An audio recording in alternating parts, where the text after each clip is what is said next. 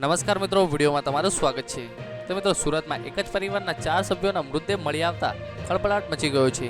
આ બનાવના પગલે ઉચ્ચ અધિકારીઓનો કાફલો પણ ઘટના સ્થળે દોડી આવ્યો હતો અને તપાસનો ધમધમાટો શરૂ કરવામાં આવ્યો છે।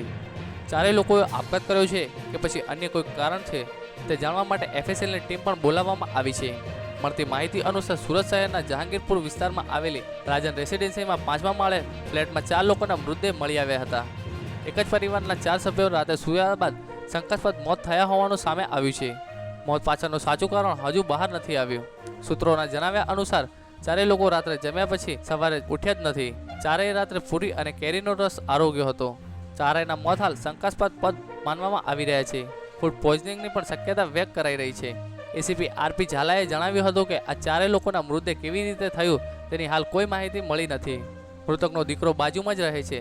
તેને જાણ કરતા પોલીસની ટીમ ઘટના સ્થળે દોડી આવી હતી। પોલીસે આજુબાજુના ઘરના લોકોના નિવેદન લેવાનું પણ શરૂ કર્યું છે। તો મિત્રો, તમારે પણ જો આ ઘટના વિશે કંઈ જણાવવા માંગતા હોય તો નીચે કમેન્ટ બોક્સમાં જણાવી શકો છો। તો બસ મિત્રો, અમારા વિડીયો માટે બસ આટલું જ।